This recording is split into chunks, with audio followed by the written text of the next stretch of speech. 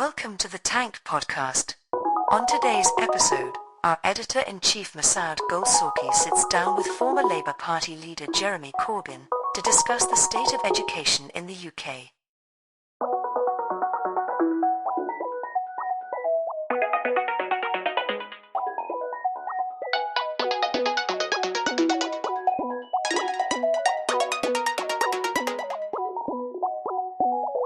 Welcome, Jeremy Corbyn. It's a real honour and pleasure to have you here. I can start with the education, which was a flagship policy of the Labour Party in 1997. And subsequent 20 years that kind of shaped educational policy in the UK. And to what extent your first manifesto in 2017 was a response to that? When we came up towards the 2017 election, which was actually a surprise because none of us could have predicted the election be that date. We were working on the assumption that the general election would be in 2019 or 20. We weren't expecting one in 2017. Nobody else was, and I don't think even Theresa May was actually. So we had already started developing the ideas on education from my leadership campaign in 2015, when I set out the general concept of a national education service, which was trying to take the competitiveness out of education into saying we'll have a national education service which will ensure there is free education from cradle to grave as a human right. And that would mean improving nursery and early years opportunities. I'd rather call it opportunities than education. Removing much of the testing in primary schools, particularly Key Stage 1 and Key Stage 2. Also ensuring that university and college education was free of tuition fees, but also bring back maintenance grants and restore adult education and relearning opportunities without putting any age limit on them. And so the idea being that the education is for the whole person for the whole of their life. It would have been expensive, for sure, but I felt that it would give two things. One is a better educated society and greater opportunity in it, but also try and remove the stigma of assumed failure that happens from a very early age in primary schools. And so whilst our media are full of reports of great success, they always choose a student who's come from a poor, disadvantaged background, who's got a super degree and has gone on and made a huge personal success of their lives. What they don't talk about is the stress, the mental health provisions, the number of students in pupil referral units, and the problems, particularly post-COVID, that many school students have been facing. So I just think we've got to look at education as for the whole life and for the whole opportunity. But it's also about cultural understanding. Because if you think about it, we're only in school from age, say, 4 till 18. That's 14 years of your life. For many people, that's the only education they ever get. So education ought to be about encouraging the ability to learn and self-teach. And absolutely, I think the education system in the UK is very particular and kind of unique internationally, the way they kind of emphasis on exams and specialization, early specialization, for example, is something that plagues education here. So the ambition of the manifesto was to take, at the moment, the way education is organized is a kind of way of reproducing class. What your class is sort of facilitated through the process of education and maintained. How is it possible, as a matter of policy, take, this reproduction of class out of the educational process? I think the British education system has always been a product of the class nature of our society. From 15th, 16th century onwards, the children of the landed gentry got their education at what we now call the public schools, Eton, Harrow, Winchester, Rugby and so on, all of which are very old schools. The children of the meritocratic classes, that would be the tradespeople and business opportunities and so on, got their education through selective fee-paying grammar schools. For the rest of the population, if they're lucky, they got some church education. The Industrial Revolution came in 18th, early 19th century. The employers needed people who could at least read in order to read the instructions on a machine as to what to do. The church schools grew quite a lot at that point. Compulsory education didn't come until 1870, which was very late, and that was pretty basic rudimentary education where you had full range schools, where you would go to the same school from the age of 5 till you left school. The school leaving age then would have been theoretically 10 or 12, but in reality many of those left very early. And if you think some of the great figures of 20th century politics, like Keir Hardie, James Connolly in Ireland, both left school very young. Keir Hardie left school at the age of 8 and worked down the pit as a child labourer, self-educated, and became first leader of the Labour Party and a great writer, as did James Connolly, who became a great intellectual, was executed in 1916, and many, many other examples of that. And so the system of education didn't really develop until well after the First World War. But even at the time I was growing up in the 1950s, there were still full range schools where they would go from age 5 to 15 in the same school, in a village school, and leave, and it was all assumed they'd get a job on the farm. And we had then that selective system. The 1944 Education Act was important, but it failed to address the class nature of education in Britain. And every Education Act since then has largely failed to address the class nature of education. So we preserved the public schools. We've, in some areas, preserved the selective grammar schools. In some areas, we've developed comprehensive education, particularly London, because of the very progressive nature of the Inner London Education Authority and the LCC before it.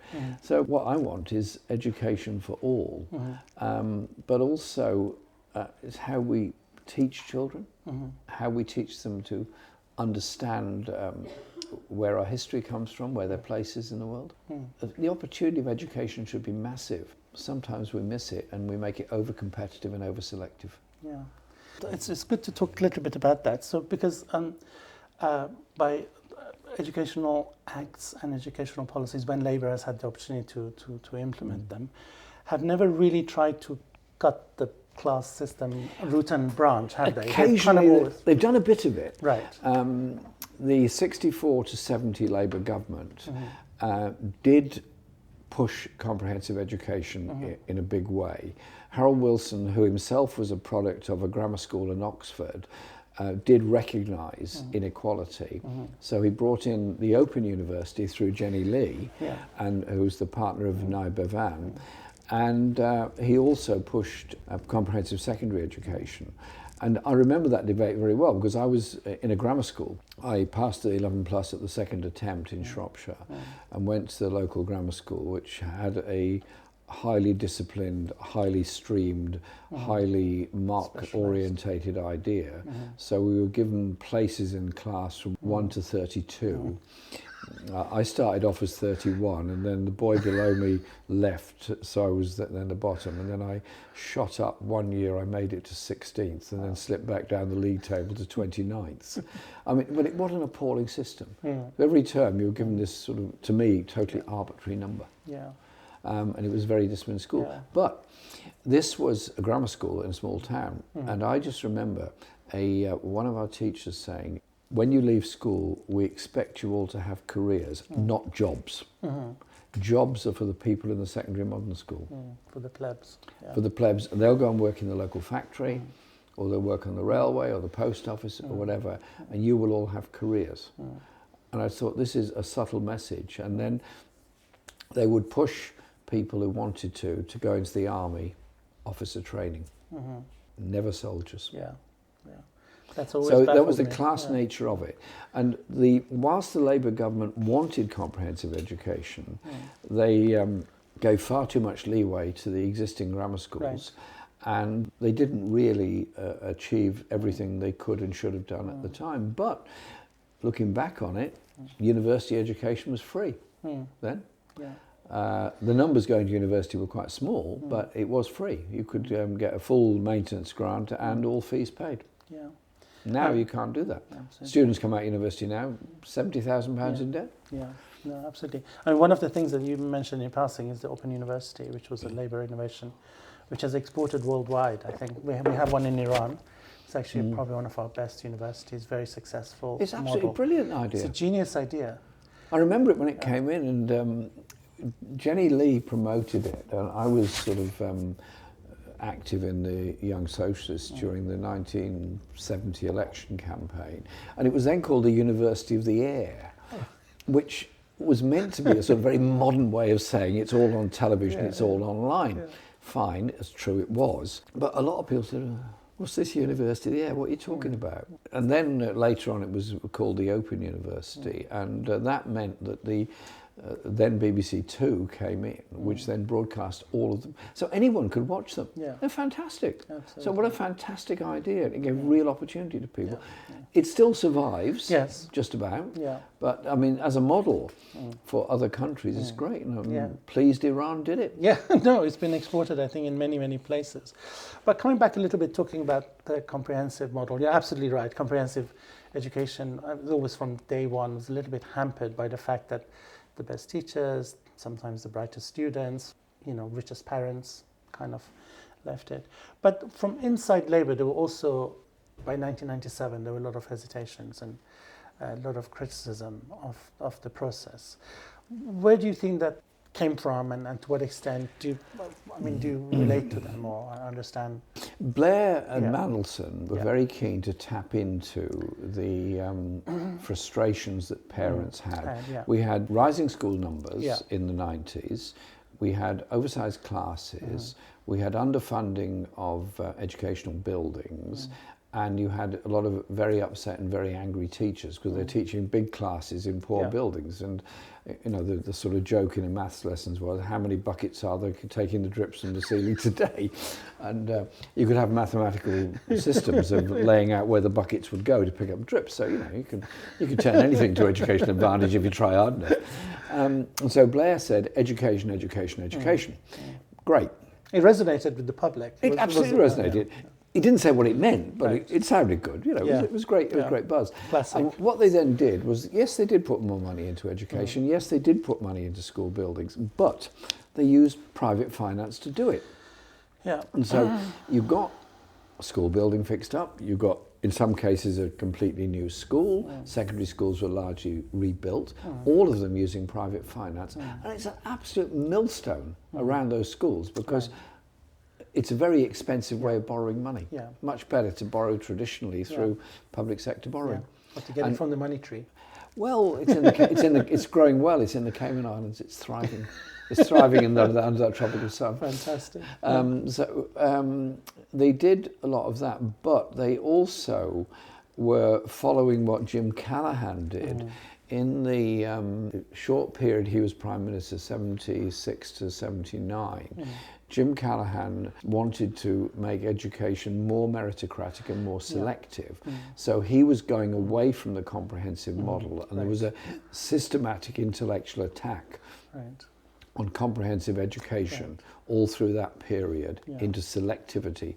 Toby Young and others did a lot of that in that period. And so we then ended up with a school system that had this millstone of private finance around its neck and a growing selectivity.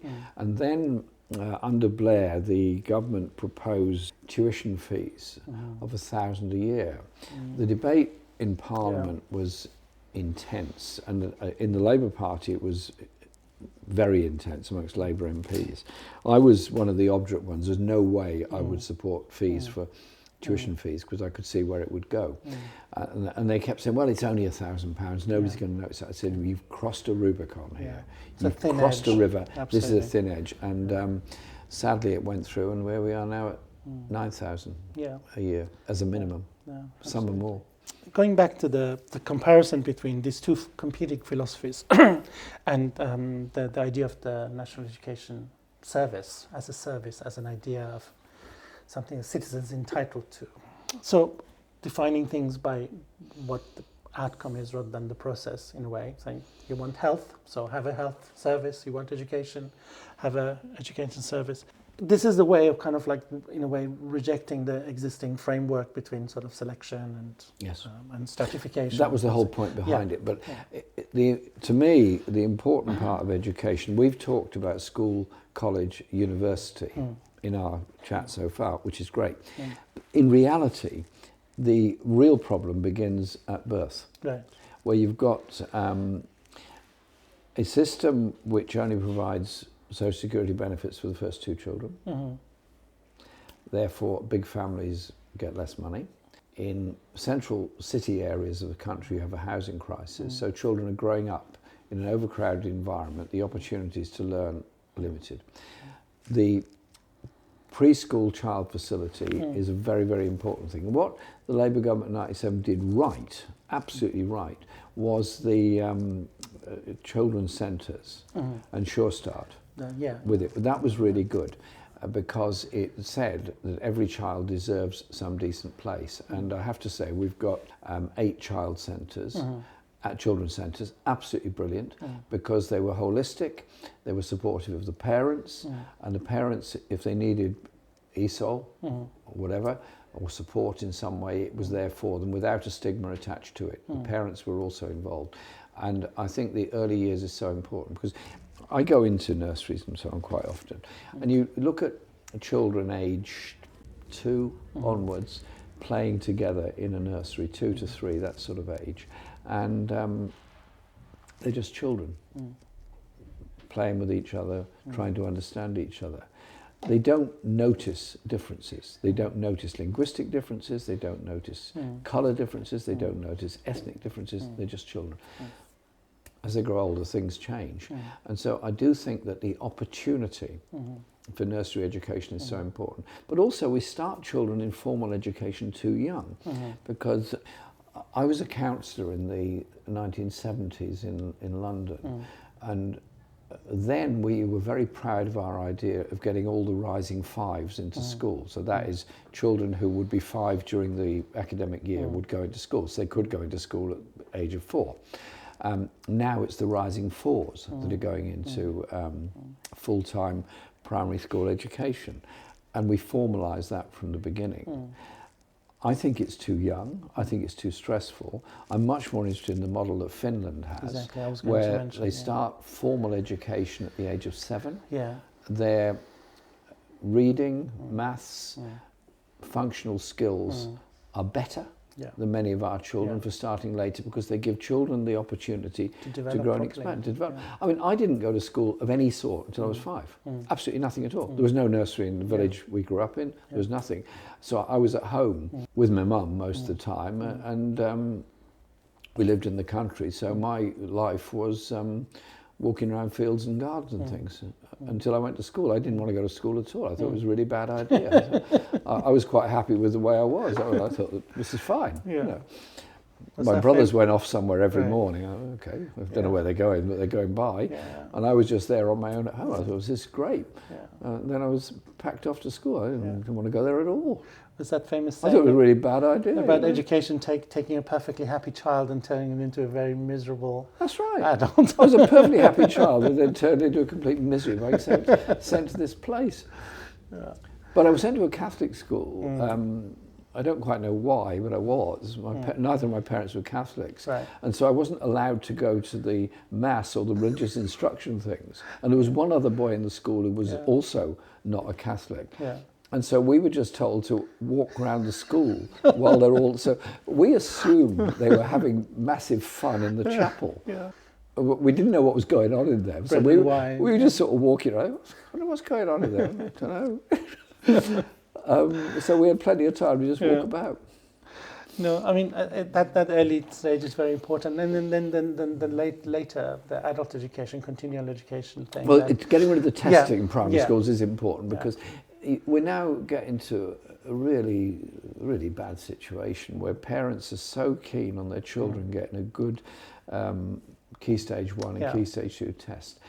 We don't need tutors for primary school kids to get through tests in order to get them into a good stream in a secondary school later on, or to get them a scholarship to go to a private school. Let's value children, and also the principle that everybody counts. Everybody. Exactly. Now that whole streaming. When did the streaming become such a big thing? Was it? It's always been there. Late. Okay. Streaming's Since the always 60s, been there. Streaming went on in grammar schools, particularly. It went on in the full range schools, and it went on in the secondary modern schools. And some of the secondary modern schools had a streaming system where the A stream, as it was usually called, was roughly the equivalent of grammar school standard of education. Right. It's very hard for people now to understand the brutality of what the 11 plus was like. I mean, I remember the small town I grew up in. Kids all grew up together. At the age of 11, they take 11 plus. The sheep go here, the goats go there. And then it became a rivalry, which was with an edge to it, a quite bitter edge to it. And the secondary modern students were seen as those headed for the factory. The grammar school, as I said, were seen heading to careers somewhere else, and I couldn't wait to end it. And one of my first speeches at grammar school was to turn our school into a comprehensive. It wasn't terribly popular. And then later on, my dad was appointed as a governor of this school by the council, because it then became a Labour council, and he was a Labour nominee as a governor. And they thought he'd be the one to get this school, because it was a foundation grammar school, to agree to becoming a comprehensive. So he duly moved the appropriate motion at the governor's meeting. And they said, "What are you doing that for?" He said, "I've had 4 sons who've been in this school. I want my sons to grow up understanding the value of education for all. That's why I want it comprehensive." He lost. But he did his best. He did his best. Actually, I know people kind of my age whose parents had done exactly the same thing, who had, like, the younger sibling was actually either taken away from selective education, put in comprehensive, because parents could see the pressures and the pains and the anxieties. And it's a very, I mean, as a foreigner looking at it, it's also a very strange period at which to fix a child's destiny, because, you know, we're so volatile in the way our interests and appetites and abilities. In a way, the American system is more democratic. Because, I mean, okay, there is private schools in America for sure, but the idea that you'd have a sort of universal primary, universal secondary school in the USA is quite normal, and that is a good thing.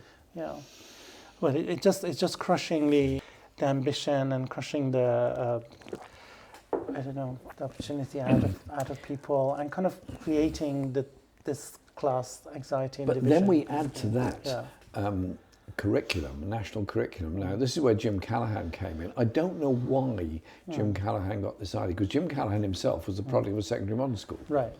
Who was not, he didn't go to university, he was a secondary modern school student. Obviously he was a very intelligent man, very smart guy, and eventually became Prime Minister. But he got into his head that there were a lot of, I suppose he would deem them dangerous left-wing teachers who were filling these kids' heads up with all kinds of ideas, and they were freelancing on what they taught children, which was more than a bit of an exaggeration. And so he then proposed and pushed the national curriculum. And the national curriculum has become more and more and more restrictive. And what I was trying to do in the National Education Service was, of course, every student has got to be able to read, got to be able to write, got to understand maths, got to have some understanding of science. Obviously, that's a basic for anything in society. But there's an awful lot of other things that children need to develop as well, which is why I was very keen on protecting or promoting art, music and theatre and creative education, because creative education gives one an understanding of wider skills and life, and it also is a kind of equaliser in school.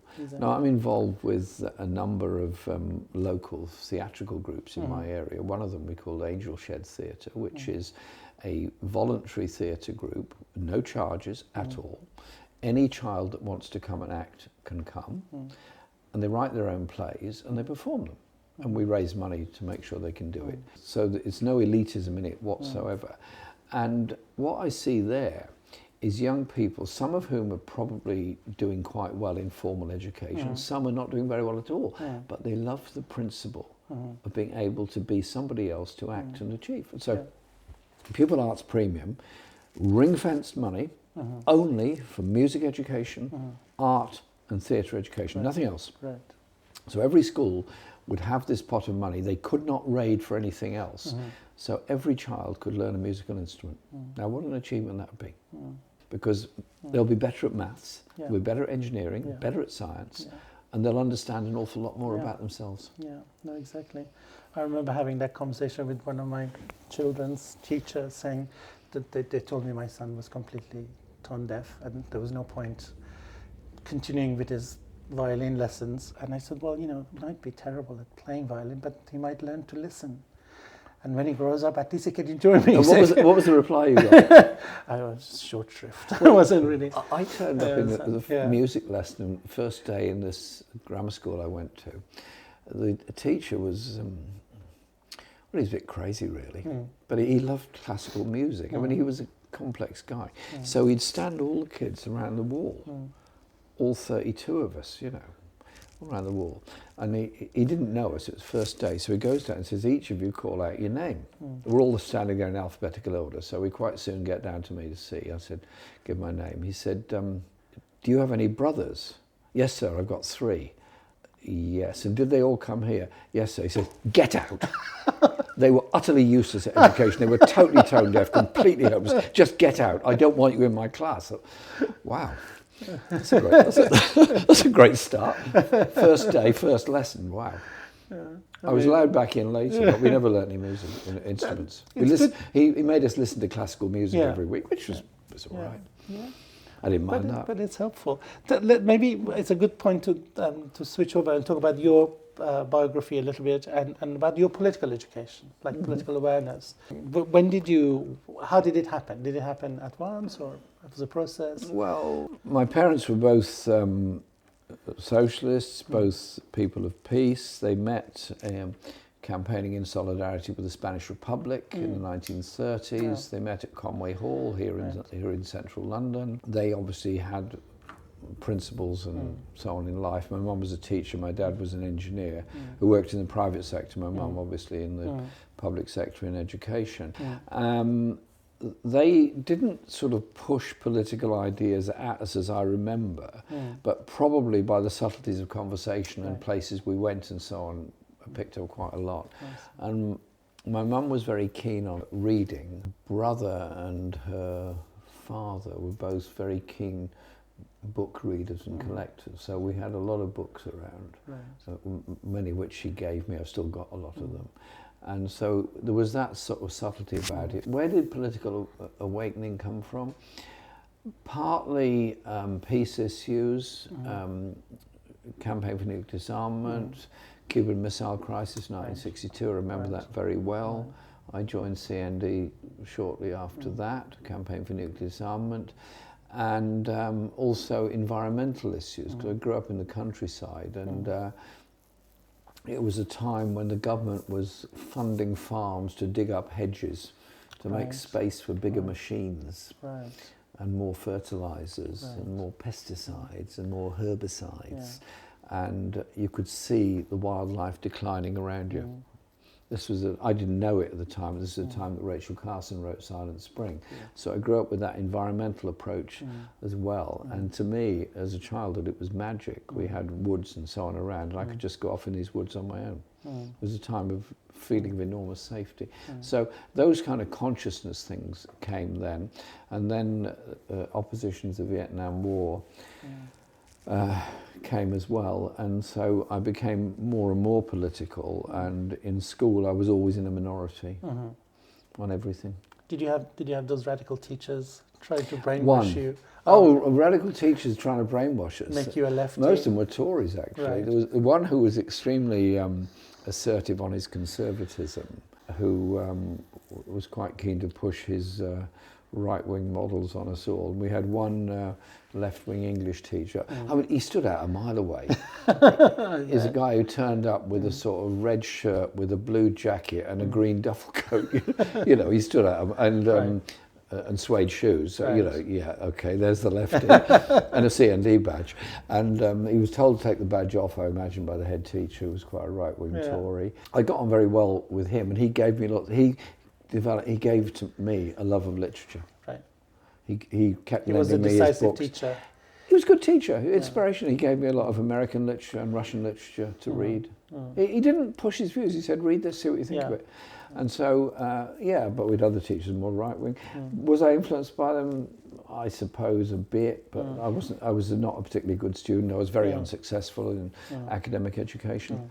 And left school with 2 scratched grade E's at A-level, and that was it. You mentioned. And I was told by the head teacher I'd never achieve anything in my life on the day I went. He said, you're too awkward. Yeah. I'd refused to join the cadet force. Oh, right. And he said, what would you do if the communists invaded? I said, what are they planning to? He said, what would you do if the Russians invaded? I said, it'd be some journey because it's a hell of a long way to Russia. He said, you're not answering my question. I said, well, why should I? Anyway, we didn't get along terribly well, you know. You could discuss Tolstoy with them. I didn't know enough about Tolstoy at the time. I was his intellectual inferior. Right. So was it happy in school? Some of it, yeah. I enjoyed studying history because we had a very small A-level group, and you could choose either European history or Russia in the era of revolution. Wow. So I chose that. Me and one other, I think. Wow, okay. And so I then wrote to the Soviet Union embassy saying, we're studying Russian history, can you help me? So this massive parcel of books arrived. Amazing. I've still got them. Wow. History of the Soviet Union and stuff. I mean, some of the history was a bit off, actually, but it was interesting because it meant we had to study Marx and the Russian Revolution and so on. I mean, again, I did very badly in the exam because they couldn't read my writing. But it was a fascinating time. Yeah. It taught me. I mean, basically, I'm self-taught. Right. But you got into national politics in '81? No, before that. After I left school, I went away to the Caribbean and travelled around Latin America as a volunteer teacher in the Caribbean and then Latin America. Well, tell me about the political impact of that experience. Oh, massive! Because I couldn't get into university if I wanted to. I didn't really want to anyway. I couldn't get in because I had such bad grades. Don't worry, I wasn't upset about this. It was fine. My mum was probably more upset than I was, but I wasn't. So anyway, so I applied for a thing called VSO, Voluntary Service Overseas, which was quite honestly a bit neo-colonial. Yes. I didn't appreciate it at the time, but I had this sort of rather bizarre interview saying, "You don't like cruelty to animals, do you?" No. They said, what would you do if somebody cut the head off a chicken in front of you? I said, watch it, I suppose. Said, this was your interview? This was the interview. So I thought, what is this madness? I said, well, yeah, I've worked on farms, you know. I've seen this stuff happening. Right. I just don't like it. Right. They said, yeah, what would you do about it? I said, look, what is your question here? Anyway, they obviously ended up quite liking my answers. And so I was then offered VSO. Right. So I was asked to go to Jamaica, which was a fantastic experience. Talk about luck. So I went there. Holiday destination number one. Absolutely. Amazing. Well, so I was there and I was said, you know, you're going to go to this school and you're going to have to teach geography of the Caribbean. And I was told this the night before the term started. So, like, we're here on a Monday. Yeah. We go to the school on Tuesday, the one I'm going to work in, and the teaching starts on Wednesday. And they said, so I said, you know, what's the curriculum? What are we teaching this year? And they said, oh, you're doing the first phase of Caribbean geography, and then we move on to world climate and stuff like that. Later on, I said, oh, okay. Blimey. Have you got the textbook? Yeah, there's a textbook, so good. So I went to the room I had to stay in that night and read the whole textbook that night. So I was always a page ahead of the students. Thank God. But I discovered the best way of teaching to cover up for my ignorance was for the kids to learn themselves. And so they didn't understand scale or temperature. Right. Temperature, because they're in a place that's permanently 20, 25 degrees, why would they? And they didn't understand the scale of maps, so I made them go out and measure the school and things like this, and then measure the streets all around them. Were you in Kingston? Where were you in Jamaica? In Central Kingston. Central. And so the kids sort of basically taught themselves with me trying to think up little wheezes to make it interesting for them. And then to talk about the other Caribbean islands, quite often there were kids who'd come from other Caribbean islands and said, okay, tell us what's it like in St. Kitts? What goes on, what happens there? So it was kind of basically giving them an opportunity to teach themselves. Okay. So, very kind. And we had 1 week's training for all this at a teacher training college in Tottenham. Wow. It was, amazing. but for me, it was an amazing but very stressful experience. Right. Very stressful because you've got 40 big classes, 40 children in the class. So you got the education, not them. Exactly. It was colonial. It was me, Yeah. young white guy, going to the Caribbean to do my best to teach people. I learnt far more than I taught. Yeah. I learnt a lot Yeah. about the history. Yeah. I got involved with a lot of stuff on the periphery of the University of the West Indies, of Jamaican history and Was Jamaican Jamaica culture. independent at the time? It was just independent, 4 years independent. Okay. So got a lot from that, and met Walter Rodney, who wrote that amazing book, How Europe Underdeveloped Africa. And he was then deported from Jamaica because he was the Prime Minister of the day decided he was a Marxist. Right. I'm not sure the Prime Minister knew what a Marxist was, but nevertheless he decided He that. probably got a tip off from London. Got a tip off from someplace. So I learnt a lot, and I learnt.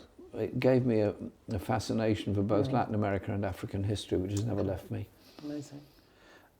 Did you travel elsewhere? Yes, in the region? after I stayed there for almost 2 years, then I went to South America by ship to Guyana and then to Brazil, and then I went all around South America on my own. Learned a great deal. I got arrested in every country I went to. Wow. They all had military dictatorships. Right, and no surprise to so see I you. kind of joined in these demonstrations and things, which probably wasn't a very good idea, but you know. Wasn't it very period? When you're 19 or 20, you think you can do anything, don't you? That's right. That's correct.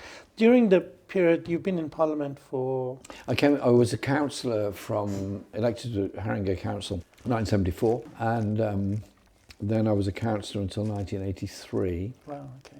I was involved with planning and community development work, and then 83 I was first elected to Parliament for Islington North. Okay.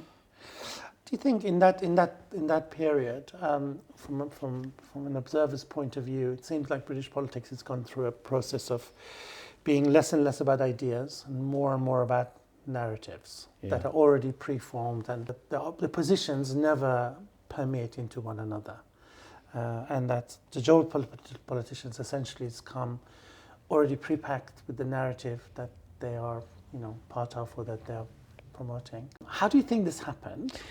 And then what the hell can you do about it? Presentational politics. Presentational politics. And the increasing simplicity of a media narrative. It wasn't all perfect in the 60s, 50s or whatever, but there was a genuine debate about ideas, about the role of the state, about the role of community, about public ownership, about the achievement of the individual, and the left Labour position on comprehensive education was fundamental to a lot of that. And then in Parliament in the early 80s, yes, there was this huge Tory majority, and there was the miners' strike, but in a sense that was all about ideas. It was an idea. Do you have a publicly owned mining industry? Do you have respect for the skills of miners, or do you use them as commercial fodder?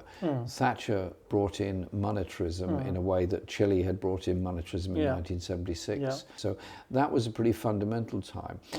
The Tories were very fundamental. There was the One Nation Tories, which Ted Heath is usually accused of being the leader of. He wasn't really, because Ted Heath's government was not particularly a One Nation government by any manner of means, but compared to Thatcher, he was seen as a One Nation Tory. The sadness was that Labour were not offering an ideological opposition to this. They were offering an opposition that was kind of understanding why the miners' strike happened, but not really in support of the miners' strike. Right. And I remember Tony Benn and myself being on picket lines all the time. We'd spend the whole day at miners' activities and picket lines, come back to Parliament in the evening, and the sort of cynicism of Labour MPs saying the NUM doesn't know what it's doing, there's a deal to be done, and so on. They didn't realise quite how fundamentalist the Thatcher government was. They didn't appreciate that. I mean, the one thing, Tony Bennett... Michael Foot had the scope, he had the language, he had the intellect, he had the oratory. But he wasn't leader for very long. He wasn't leader for very long. He was only leader from 80 to 83, and he certainly had that. He then, after the 83 election, resigned and Kinnock took over. So Foot did have that understanding and he did make that case, but the miners' strike came after the 83 election. 83 election was Thatcher's high watermark. She then went on this ideological binge after that against the miners. She'd done privatisation before, but the ideological But was the binge debate, was the challenge, was the ideological challenge to her in the 83... In the Tory Party? Yes, to some extent, although that election was completely framed around the Falklands War and nuclear disarmament. Michael Foot had always been opposed to nuclear weapons, everybody knew that, and the whole thing was spun around that. Now, Foot had actually supported the Falklands War, although many in the Labour Party didn't. We felt that there could have been a negotiated settlement via Peru at that time. Foot, in a sense, damaged himself by that decision.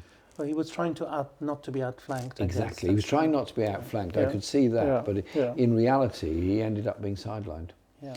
So the 83 election was, I was first elected then. The manifesto was actually a redistributive manifesto in a lot of ways, a lot of very good stuff in it, because this was a high point of the left in the Labour Party in the early 80s. I remember it well in a couple of weeks ago. I remember that period because I was here at that time and actually went, do you remember Peter Tatchell standing? Peter Tatchell in Bermondsey, In Bermondsey. 82 by-election. I went to canvass for him.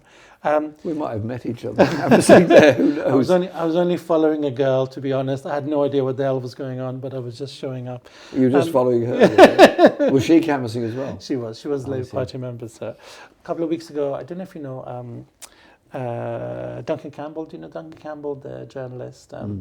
I saw him at someone's birthday party, and he said to me, he quoted me the 2-inch thing, which probably people have quoted to you many times. Apparently he's an Australian politician who came up and said that between the Labour and Conservatives, 2 inches in terms of policy. But that's the 2 inches in which we live. That's like, meaning that's the whole of our framework for existence. And I think, your period in leadership of the Labour Party was the only time in my lifetime there was an attempt to extend that by an extra few millimeters or a few inches.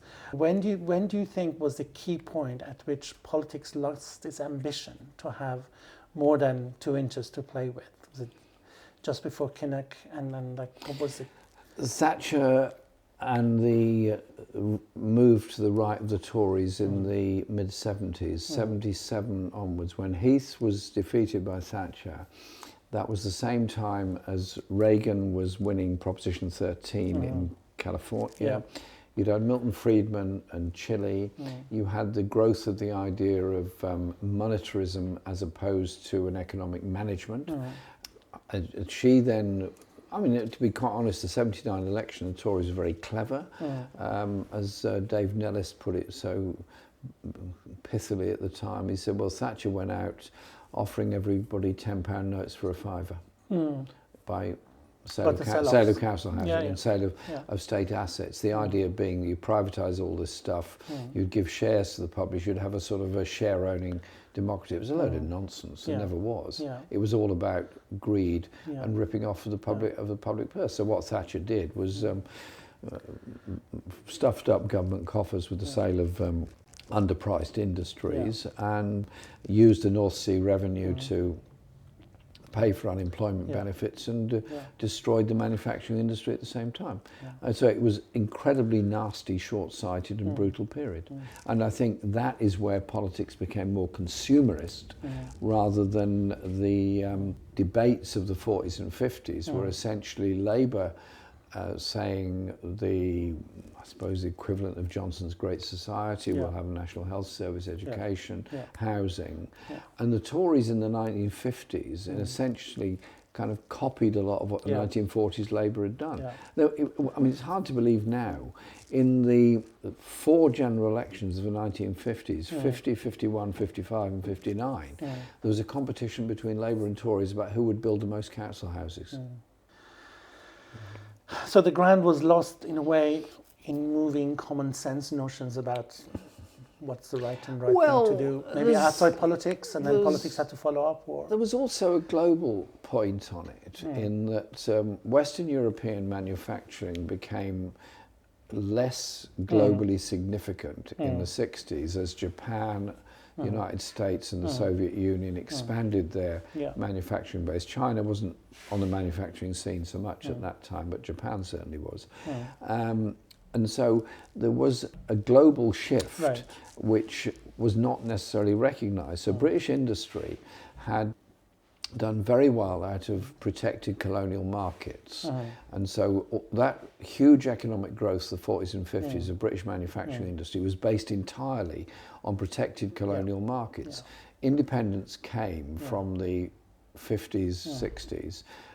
Those colonial markets disappeared. I mean, I remember working in a diesel engine factory in Stafford in early 70s, somewhere around then. And we were making these diesel engines called Dorman diesels. They were huge, great things. They were stationary diesel engines. They were used for generating electricity and stuff like that. Huge, great stationary diesel engines. They're massive things. Expensive, heavy, polluting, inefficient. And they had protected markets for them. So they turned this stuff out. They didn't really change the design at all. And as soon as any competition appeared from Germany or Japan, they just disappeared because they weren't investing. So there was a time of high profit taking and low investment. And that is what the Tony Benn particularly tried to reverse, both in the 64 to 70 and 74 to 79 Labour governments. And in the promises of the white heat of technology that never really white heat of technology. Great speech, I remember it. Great speech. Great stuff, mate. This is a question from Nell, who's a young person, and says, where do young people have the opportunity to learn their politics? Where's their political education is going to come from? In their home, on the street, in the school, in the cafe, in the music venue, at the festivals, and on the picket lines. Fantastic. Okay, let's talk about the picket lines. The greatest education possible is a day on a picket line. Fantastic. I always say to anyone who says, oh, I'm not sure about politics and so on, I said, go and spend a day on a picket line. It'll be better than a whole term's education because you'll understand people making sacrifice in order, yes, to gain a bit of wage or defend their job, but also defend their service. I mean, we're doing this interview today, which is when there's the strikes going on. I've been this morning with a group of nurses at a hospital, the Great Ormond Street Hospital for sick children. First strike for 100 years. First strike for 100 years by the Royal College of Nursing. What they were telling me was, this was a strike because they cannot cope with the stress of being a nurse with 30 patients on a ward. You haven't got time to talk to them, you haven't got time to listen to them, you've only got time to quickly hand the pharmaceutical medicines to them and move on to the next patient. And they say that's not what nursing is about, that's not what healthcare is about. And so they're on strike for a better health service, and they feel very angry that they're being condemned by the newspapers for breaking the oath of being a nurse. And I said they're breaking... We were clapping for them 2 years ago. What we were saying was claps don't pay the bills. Exactly. And they are taking that action, and there's a whole wave of actions going on. I feel in my waters that these actions are very different from previous actions. Absolutely. But tell me good observation. Okay. I've been involved I used to be a full-time union organiser for the National Union of Public Employees. It's now part of Unison. When we took industrial action at hospitals or schools or refuse workers, whatever it was, we would get quite a lot of public hostility. Yeah. A lot. They would come up and be quite abusive on the picket line, and you'd have a lot of arguments with the public, which wasn't great. But you had to have those discussions. I call them discussions, they'd call them arguments. I was outside Euston Station with the RMT, ASLEF, TSSA, the three unions in the railway industry. And there's no trains running. We've closed the station. And people are coming up. Now, if that strike had been 5 years ago, they'd come up and say, you lot have stopped me getting home, you lot have ruined my birthday, my Christmas, or whatever it happens to be. My father's funeral. But there's always a funeral they should have gone to, or something. And you lot are enemies of, they come up and saying, good on you, well done. Because you've got to stand up for your jobs, you've got to stand up for decent pay. These strikes are the culmination of more than 10 years of falling living standards, more than 10 years of falling wages, and it's different. And so I remember, it just hit me how different it is. I went to the Liverpool Dockers picket line last year, obviously in Liverpool, and they were on strike over their wages.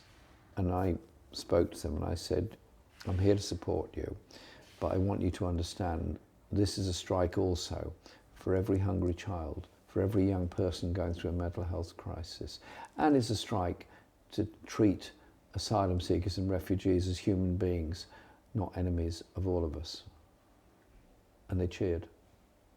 Now, Liverpool Dockers have always been very progressive, so maybe it would have always been the case. But when you see private rented campaigns and many others coming to these demonstrations, you realise things are different. Let's stop with that. Thank you so much for your time. It's been an absolute pleasure. Thank you very much. It's been an honour to have you here. Thank you. To hear more podcasts from Tank, you can subscribe on all major podcast platforms or follow us on SoundCloud. The theme music for this podcast is by Himera.